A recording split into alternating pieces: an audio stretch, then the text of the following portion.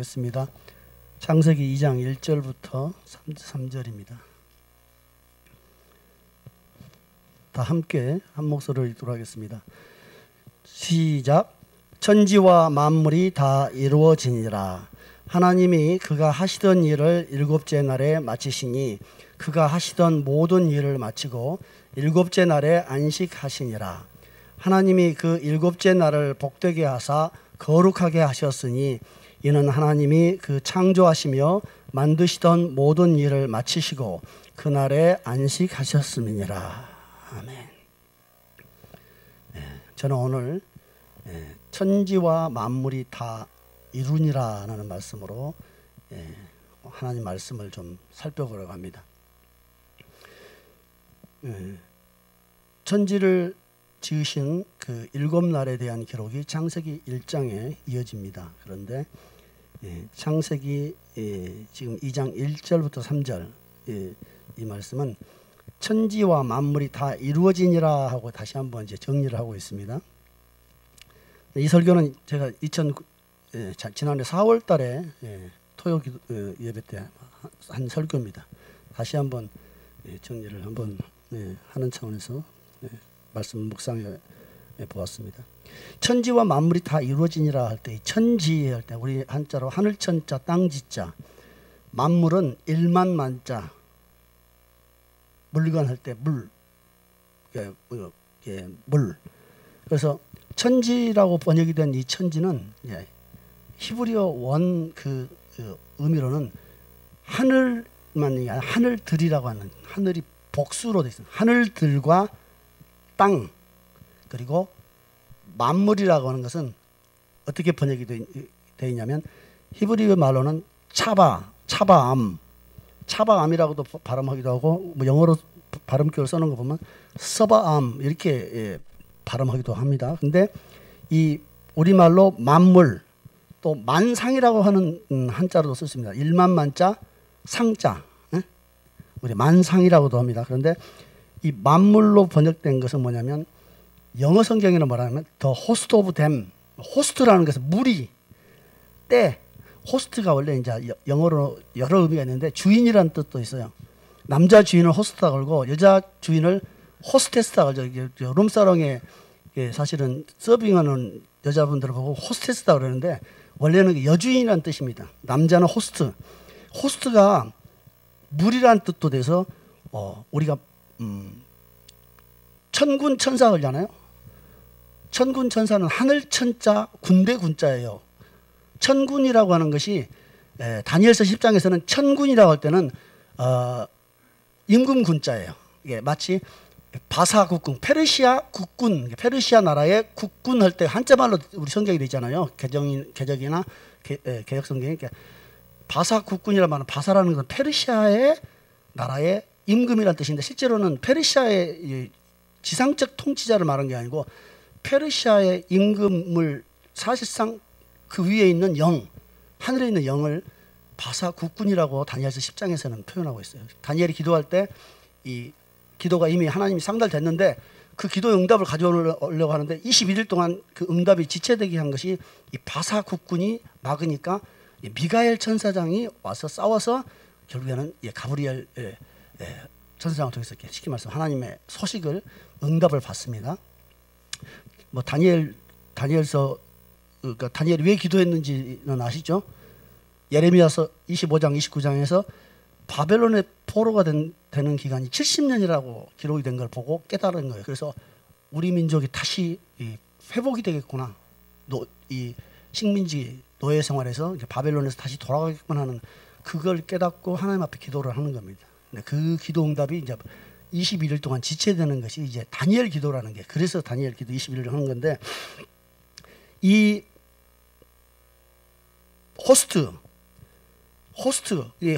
호스트라는 영어로 번역된 것이 뭐냐면 무리, 때, 어떤 의미로는 성찬식의 빵도 이 호스트라는 단어를 또 쓴대요, 영어로는.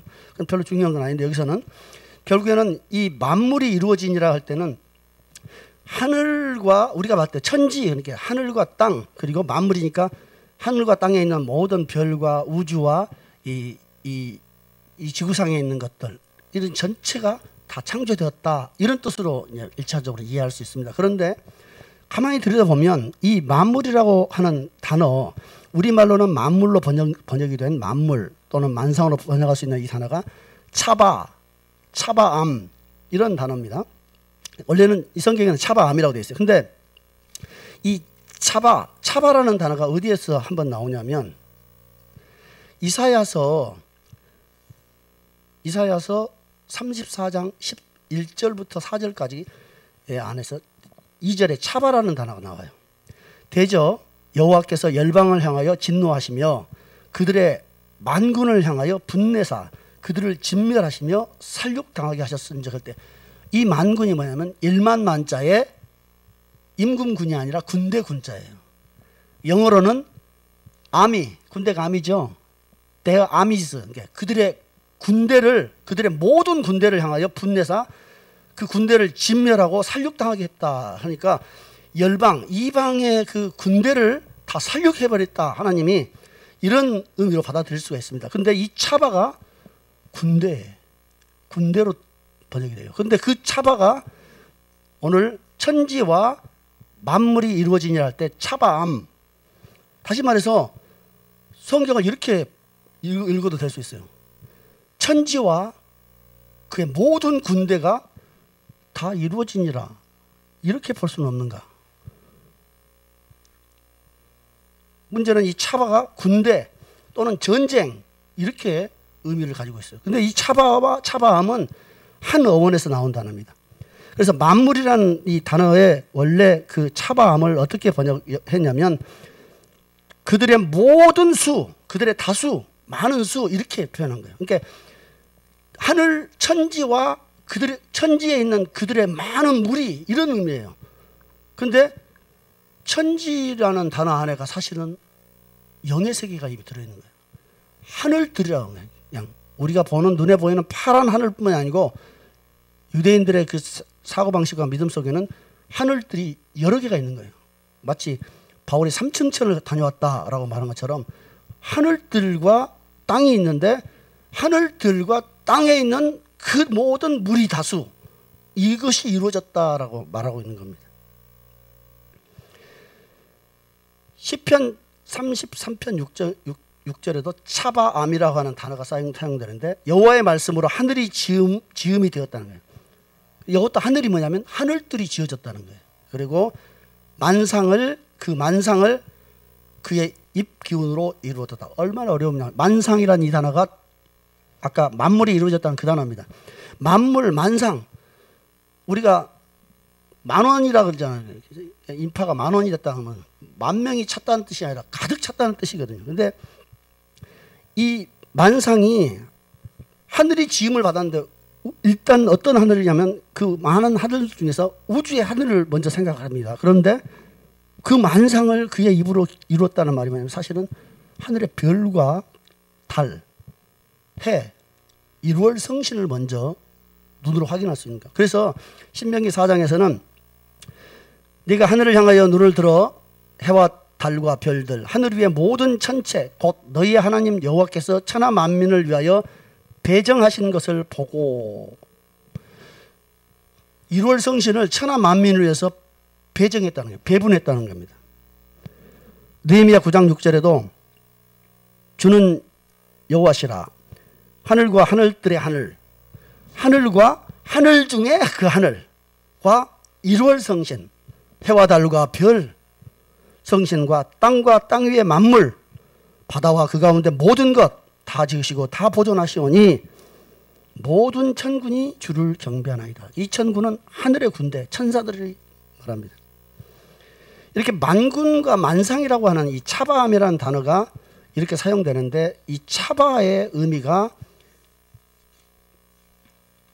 군대라고 하는 단어로 해석이 되어서 사용됩니다. 아까 이사야서 34장 2절에가 그 만군, 차바가 군대로 표현된 거예요. 4절에는 하늘의 만상이 사라지고 하늘들이 두루마리같이 말리되 그 만상의 쇠잔함이 포도나무 잎같이 마름 같고 무화과나무 잎이 마름 같으니라. 이 말씀 어디서 많이 들은 것 같아요. 마태복음, 마가복음에서 그렇게 주님이 말씀하세요. 그때 마지막 때에 환난 후 해가 어두워지며 달이 빛을 내지 아니하며 별들이 하늘에서 떨어지고 하늘에 있는 권능들이 흔들리리라. 이 권능이라고 하는 두나미스, 헬라어로 볼 때 이 두나미스 또는 권세, 엑수시아, 이 단어가 권세, 권능으로 우리가 번역되지만 사실은 이게 영적인 존재예요. 하늘의 천상적 존재예요. 그래서 오직 너희가 성령을 받으면, 오직 너희가 성령이 임하시면 너희가 권능을 받고, 그 능력이 아니라 사실은 그 능력의 천사를 받는다는 뜻이거든요. 권능의 천사를. 그래서 별들이 하늘에서 떨어지는데 하늘에 있는 천사들이 흔들리리라. 하늘에 있는 영들이 흔들린다는 거예요. 의미라, 그런 의미가 있는 겁니다. 마태복음 24장에도 주님이 그 말씀을 인용해 놨어요. 그날 환난 후에 즉시 해가 어두워지며 달이 빛을 내지 아니하며 별들이 하늘에서 떨어지며 하늘의 권능들이 흔들리리라. 똑같은 말씀이죠. 누가복음 21장에서 1월 성신에는 징조가 있겠고, 다음에 누가복음 21장 26절에는 이는 하늘의 권능들이 흔들리겠습니다. 사람들이 세상에 임할 일을 생각하고 무서워함으로 기절하리라. 그런데 뭐 때문이냐면 하늘의 권능들이 흔들린다는 거예요. 하늘에 있는, 하늘을 잡고 있던 모든 천상적 존재들을 흔들린다는 거예요. 에베소서 2장에서는 사도 바울은 그것을 보고 공중의 권세 잡은 자다, 이런 표현을 써놨어요. 근데 그 공중의 권세 잡은 자는 모든 불순종하는 자들의 마음 가운데 있어서 그들을 끌고 가는 영이다, 이렇게 표현했어요. 요한계시록에서 마지막 날 예수님이 말씀하신 이 종말의 모습 그대로 사도 요한은 예수님에게서 계시를 받습니다. 요한복음 6장에, 요한계시록 6장에 내가 보니 6째 인을 떼실 때에 하늘의 별들이 무화과 나무가 대풍에 흔들려 설익은 열매가 떨어지는 것 같이 땅에 떨어지며 하늘은 두루마리가 말린 것 같이 떠나가고, 이 말씀은 아까 이사야서 34장 4절에 있던 그 말씀이 그대로 요한계시록 6장에 요한에게 계시가 됩니다. 이 만물, 만상이라고 하는 존재는 눈에 보이는 존재로 봤을 때는 하늘의 전체 1월 성신을 말하는 것 같습니다. 근데 그 1월 성신에 그치지 않고 1월 성신이 아니라 이것이 영이다, 천상적 영을 말하는 거예요. 사실은 별이 있다면 그 별을 붙잡고 있는 영들, 별을 담당하고 있는 영들이 있다는 거예요. 그 영들이 이제 하나님을 대적하는 영들입니다. 사실은 이사야 40장을 보면 26장에 너희는 눈을 높이 들어 누가 이 모든 것을 창조하였나 보라. 주께서는 수요대로, 숫자대로 만상을 이끌어, 숫자대로 만상을 이끌어내시고 그들의 모든 이름을 부르시나니 그의 권세가 크고 그의 능력이 강함으로 하나도 빠짐이 없느니라. 이런 표현이 있어요. 앞뒤 문맥을 읽어볼 시간은 없습니다. 숫자대로 그 만상을, 아까 그 차바함을 불러냈다는 거예요.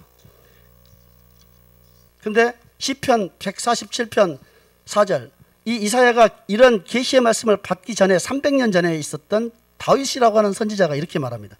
그가 별들의 수요를 세시고 그것들을 다 이름대로 부르시는도다. 별들을 불렀다는 게 무슨 시 같잖아요. 근데 이게 간단하게 문학적인 시를 써는 게 아니고, 이 별들의 수요라는 것은 하늘에 있는 영들의 숫자를 다 세고 그들을 불렀다는 거예요. 내가 나의 뜻을 위해서 나의 말씀을 준행할 천사도 부르기도 하지만 대적하고 반역하는 영들도 하나님이 부르신다는 겁니다.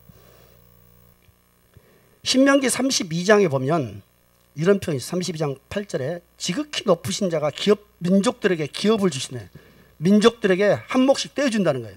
그런데 그렇게 인종을 나눌 때 이스라엘 자손의 수요대로 백성들의 경계를 정했다는 거예요. 모든 민족과 인종을 나누면서 한 몫씩 기업을 주시는데 이스라엘 자손의 숫자대로 백성의 경계를 나눠줬다는 거예요. 그런데 여호와의 분깃, 근데 여호와의 몫은 다른 민족들에게는 이 천사들의 숫자대로, 사실은 이 이스라엘 자손이라는 이 말이 욥기에서는 하나님의 아들이라고 천사들을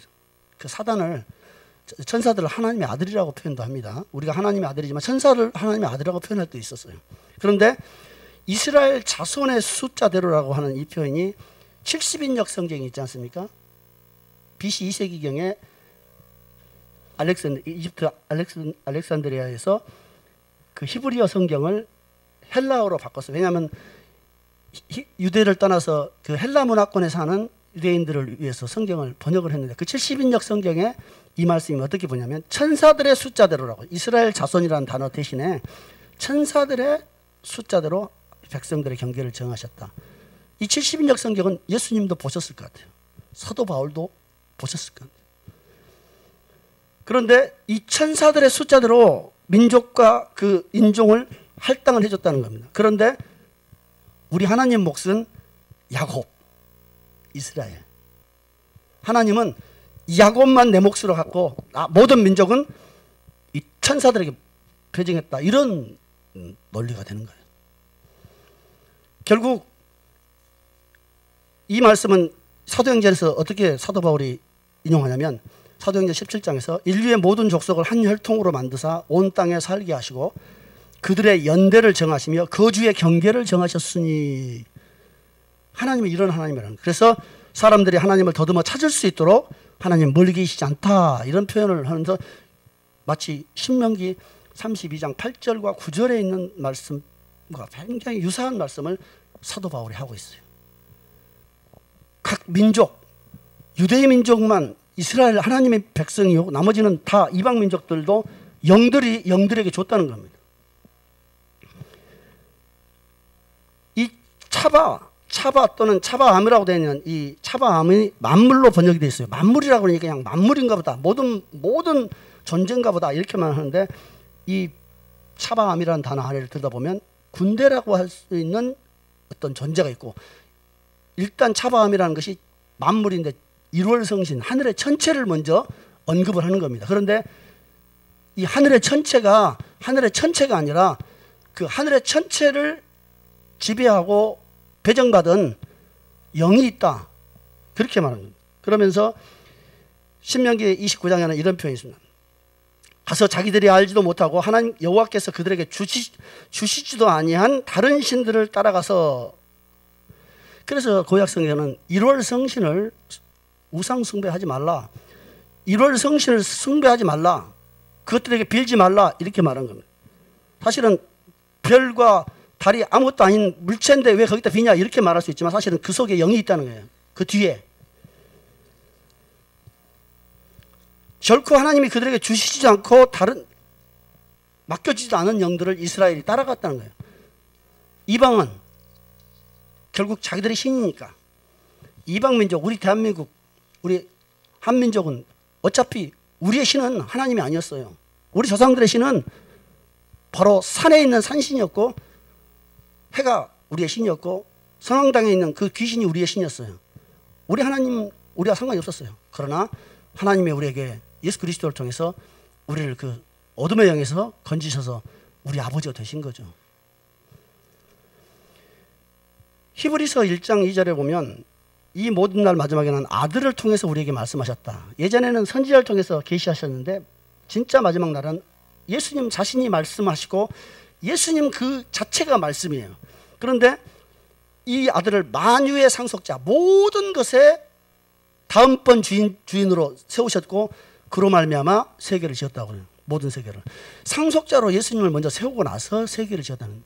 히브리서 11장 3장에는 믿음으로 모든 세계가 하나님 말씀으로 지은 줄 우리가 안다, 이렇게 되어 있는데, 놀랍게도 사도 바울은 세계를 뭐라고 말하냐면 고린도서 4장에 세계 곧 천사와 사람에게 구경거리가 되었노라, 이런 표현을 써요. 내가 생각하건대 하나님이 사도인 우리를 죽이기로 작정된 자 같이 끄트머리에 두셨다. 끄트머리에 두셨는데 우리는 세계 앞에 구경거리가 되었는데, 그 세계가 무엇이냐면 곧 천사와 사람. 사도 바울은 그렇게 알고 있습니다. 그래서 사도 바울은 우리의 씨름은 혈과 육에 속한 것이 아니요 통치자, 권세들과 이 어둠의 세상 주관자와 하늘에 있는 악의 영들이라 할 때, 이 통치자 아르콘도 천상적 존재예요. 권세도 천상적 존재예요. 이 어둠의 세상 주관자도 천상적 존재예요. 하늘에 있는 악의 영도 당연히 천상적 존재. 사도 바울은 그 물체만 보고 육체만 본 것이 아니고 영의 세계를 본 겁니다. 우리 주님은 만유의 상속자가 되신 거예요. 이 우주 공간의 상속자만이 아니라 보이는 것과 보이지 않는 모든 것을 창조하신 그분이 이제 만물이 그분 발 앞에 있으리라고 주님이 예언하셨지만 처음부터 만물이 우리 주님 앞에 당신은 주님입니다 라고 발 앞에 엎드리지 않았어요. 그래서 우리 주님께서는 이 만물을 속이고 있는 어둠의 영을 심판하기 위해서 이 땅에 오셔서 죽음으로 죽음의 권세 잡은 자를 무력화시키시고 통치자들과 권세들을 벌거벗겨서 무력화시켰다고 골로새서 2장 15절에 말씀하셨어요. 그것이 십자가에서 그를 이기셨다. 죽으신 그 죽음과 그 죽음을 깨고 일어난 예수 그리스도의 부활이 이 모든 영들의 권세를 다 무력화시켜서 예수 그리스도의 무릎 앞에 다 꿇게 하시고 예수 그리스도 앞에 무릎 꿇게 하시고 모든 입이 예수를 주라 하나님이라 고백하게 하셨다는데 시편 8편에 하나님이 천지 만물을 지으시면서 이렇게 돼요. 아담에게 먼저 하늘의 별들을 보면서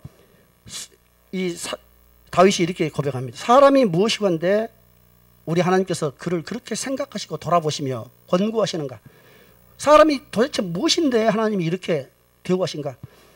그를 하나님보다 조금 못하게 하시고 영화와 전기로 관을 씌우셨다 이렇게 표현이 되는데 사실은 이 하나님이란 말은 천사, 번역을 하나님이라고 했지만 그를 천사보다 이 성경에 보면 엘로힘이 우리 하나님 창세기 엘로힘이 이제 히브리어인데 이 엘로힘이 그냥 귀신들한테도 엘로힘이라고 해요. 대문자 엘로힘은 하나님이지만 소문자로 표현을 사실은 히브리어에 소문자 대문자가 없지만 그 문맥상 귀신들한테도 이 엘로힘을 써요. 그래서 하나님은 유일하신 하나님이 아니라 많은 신 중에 가장 강하신 큰 하나님이지 신은 많아요. 귀신도 신이니까.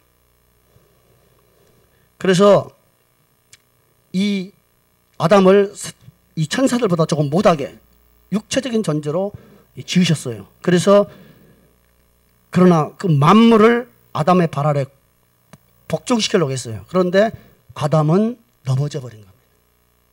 그래서 둘째 아담이 오셔서 그 첫째 아담의 모든 허물과 죄악까지 안으시고 자기 안에서 죽음으로 값을 치르시고 죽음의 권세를 파하시고 이러셨어서 이제 드디어 만물이 그리스도 안에서 복종하게 하신다는 겁니다. 그런데 히브리서 2장에 보면 만물이 그분 아래 복종하게 하셨느니라고 분명히 시편 8편에 예언이 되는데 지금 보니 예수 그리스도 앞에 만물이 복종해 있습니까? 예수 그리스도를 능멸하고 대적하고 비웃고 예수 믿는 자들뿐만 아니라 그렇지 않다는 것. 그러나 주님이 히브리서에 뭐라고 하냐면 만물이 원래 복종하게 되어 있다. 그러나 고린도서 15장에서는 만물이 복종하는 때는 어떤 때냐면 예수님의 부활, 그 다음에 예수님 오실 때 두 번째 부활, 세 번째 마지막 부활이 있는데 모든 통치와 권세들을 사로잡아 멸하시고 그 나라를 아버지께 드리는 그날이 사실은 만물이 복종하는 날이다. 예수 그리스도의 십자가 사건으로 이미 만물에 복종할 수 있도록 모든 주께서 권세를 꺾으셨어요. 그러나 그래서 주님은 보좌 우편에 앉아 계셔서 그 원수가 네 발등상 아래 굴복할 때까지 너는 내 보좌 우편에 앉아 있으라라고 아버지께서 시편 110편 1절에 다윗 선지자를 통해서 예언하신 그 말씀을 이사야서 히브리서에서 수차 언급하십니다. 또 사도행전에서도 그걸 언급하시고 고린도전서 15장에서 구체적으로 그렇게 언급하셔요. 그러면서 천사들보다 잠시 못하게 태어난 아담이 있었지만 그 아담처럼 예수님도 천사보다 못하게 이 땅에 오셔서 아담은 넘어졌지만 예수님은 죽기까지 복종하심으로 원수를 멸하시고 부활하십니다. 그랬더니 히브리서 뭐라고 하냐면 하늘의 별과 달을 보라. 사람이 무엇이건데 이렇게 생각하셨느냐 이렇게 말하는데 이제 히브리서 16장에서는 예수께서 우리 혈과 육에 속하였던 자기 형제들을 위해서 자기도 육체로 오셔가지고 죽으시고 부활하셔서 죽으실 때 사단의 모든 권세를 파하시고 부활하심으로 말미암아 이제 죽기를 두려워하고 일평생 두려워하는 종 노릇하던 자들을 풀어주었는데, 이게 천사들을 위해서 한 게 아니다는 거예요. 계속 히브리서는 천사들이 한 게 아니다는 거예요. 천사들을 위한 게 아니다는 거예요. 천사들이 높은 게 아니라는 거예요. 이는 확실히 천사들을 붙들어 주려 하심이 아니요, 우리가 지금 천사에 관심이 별로 없을 수도 있어요. 그러나 성경은 천사가 아니라니까, 너라니까, 내가 이 일을 한 것은 너를 주목하고 한 것이다, 이렇게 말씀하신 겁니다. 오직 아브라함의 자손, 믿음으로 우리 주를 알아본 자들을 붙들어 주려고 주님이 이 일을 하셨다는 겁니다.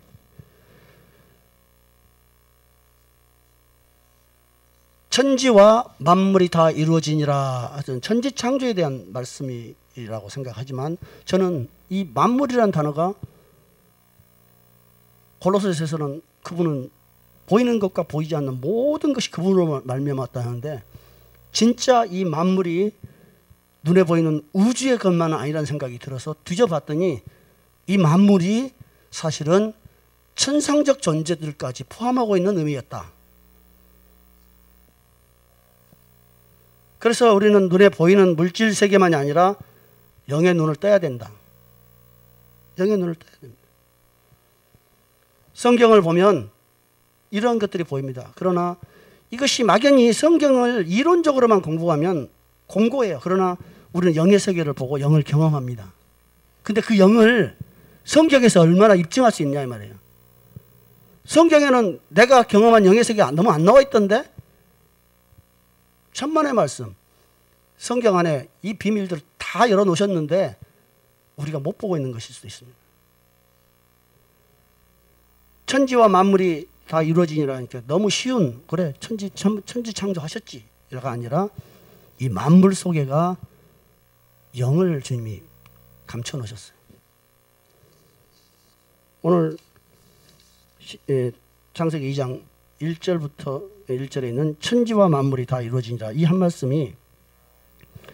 말씀이 창세기부터 요한계시록에 이르기까지 모든 하나님의 말씀을 이 속에 담아서 우리가 이해할 수도 있습니다. 하늘들과 땅을 창조하시고 그 하늘들과 땅에 있는 모든 만물을 다 지으신 하나님, 하늘에 있는 영들을 지으신 하나님, 그 영들을 각 일월성신과 천체와 모든 만물 가운데 배정하신 하나님. 그런데 만물이 주 이름 앞에 복종해야 되는데 그 만물을 맡은 그 영들이 우리 주님을 대적하여 주인이 그 땅에 왔으나 그 백성들이 알아보지 못하더라 하는 말씀처럼, 주인이 그 포도원에 왔으나 그 종들이 주인의 아들까지 쳐 죽이더라 하고 주님이 말씀하신 겁니다. 우리 마음속에 있는 이 어둠의 영들의 그 공중의 권세 잡은 자들, 그들이 우리 안에 들어와서 우리가 주님을 대적하게 하고 우리가 주님을 거역하게 하고 주님의 원수로 살게 한 겁니다. 예전에 우리 조상들은 처음부터 하나님의 원수였지만 그리스도 안에 들어와 있다고 하면서도 우리는 이 더러운 영들이 계속 우리를 하나님의 원수로 살게 속입니다. 하나님의 자녀 형제를 왜곡된 눈으로 보게 하고 판단하게 하고 미워하게 하고, 제 속에 그런 영이 들어와 있는 것을 압니다. 이것을 우리가 발견하고 이것을 가지고 싸우라고 주님이 우리에게 이제 말씀하신 겁니다. 말씀을 가지고 그걸 싸우라. 네 속에 들어와 있는 이 어둠의 영들을 이제 네가 찾아내서, 그것은 생각이요 마음이며 악입니다. 우리 안에 악으로 나왔습니다. 잠시만 들여다보면 금방 보입니다. 저는 5개, 6개를 설교 전에 찾았습니다. 어젯밤에 내 혀와 입으로 했던 그 말들 가운데 어둠의 영들이 나한테 심어놓고 내가 그것들에 끌려갔던 그것들이 내 안에 있다는 겁니다. 이것들을 알고 주님 앞에 우리가 기도하면 우리는 주님의 은혜로 다시 그 어둠에서 나올 수가 있습니다.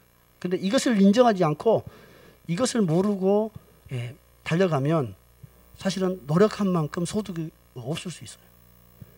영의 세계를 우리 주님께서 열어주셨고 성경은 너무나도 분명하게 말씀하고 있지만 영을 모르던 사람들은 이것이 그냥 막연한 신화인 것처럼 생각합니다. 그러나 영의 세계를 경험하고 영으로부터 고통을 당해보고 그 영으로부터 해방된 그 기쁨을 아는 분들은 이 말씀 속에 있는 이 한 말씀 한 말씀 속에 들어있는 하나님의 비밀이 얼마나 깊다는 것을 또 인정할 수 있습니다. 오늘 저는 천지와 만물이 다 이루어지니라 중에서 만물에 대한 이 단어를 생각하면서 성경을 이렇게 쭉 훑어봤습니다. 이 설교는 사실은 어디서 누구한테 배우거나 듣거나 한 설교가 아닙니다. 그냥 성경을 들여다보면서 그 용어들을 한번 읽어보는 과정에서 이 만물에 대한 나의 이해가 조금 더 좁았구나. 이제는 눈에 보이는 것이 아니라 눈에 보이지 아니하는 세계를 우리가 주목하면서 가야겠구나 하는 생각을 했습니다. 근데 사실은 또 이 책을 덮고 놨거나 이 설교문을 덮고 나면 눈에 보이는 것이 먼저 우리에게 다가옵니다. 그러나 주님께서는 이렇게 말씀하십니다. 천지와 만물이 다 이루어지니라 할 때 이 만물을 우리가 보느냐? 1월 성신 그 전체를 보느냐? 그 뒤에 있는 영을 네가 보지 못하느냐라고 우리에게 질문하실 수 있습니다. 그래서 사도 바울은 우리의 싸우는 무기는 육체가 아니다. 견고한 진을 파하는 하나님의 능력, 강력인데 이것은 생각과 마음의 모든 복종하지 않는 것들, 하나님을 대적하는 것들을 굴복시키는 것이다. 그리고 우리의 싸우는 무기, 우리의 싸우는 싸움 자체가 사실은 영적인 것이다. 영적인 것이다 라고 이렇게 말합니다. 아까 이사야서 34장 1절부터 4절에서 여호와께서 열방을 향하여 진노하시며 그들의 만군을 차발을 그들의 모든 군대를 향하여 분내사 그들을 진멸하시며 살육당하게 하셨은즉 할 때가 사실은 열방 이방 나라의 실제 인간 군대일 수 있습니다. 그러나 그 뒤에 이어지는 말씀으로 보면 하늘의 만상이 사라지고 무너지고 떨어지고 무와 같이 떨어진다. 이 말씀들을 통해서 감춰진 계시, 이것은 천상적 존재다. 그러니까 이 열방의 이방의 그 육신적인 군대, 그 군대조차도 사실은 악한 영들의 배후에 있다. 그리고 마지막 날에는 하늘의 천체도 영원히 있을 것 같은 저 하늘의 천체도 우수수 떨어질 것이다. 그 모든 우주를 잡고 있는 영들을 하나님께서 파하셔버렸기 때문에 우리 주님께서 사실은 우주를 붙잡고 있다. 말씀으로 붙잡고 있다. 말씀을 통해서 그 영들에게 너는 이 천체를 책임져라. 그렇게 맡겨놨지만 마침내 모든 만물들이 모든 천체와 모든 우주의 만상들이 이제는 하나님을 대적하고 거역하던 그 반역의 시간에서 그리스도의 발 앞에 완전히 굴복하는 그날, 그래서 천체가 체질이 녹아져 버리는, 주님이 다 풀어버리는, 이제 중지, 주님이 그렇게 말씀하시는 그날이 주님이 모든 만물을 발 앞에 복종시키는 그날이 될 거라고 생각합니다.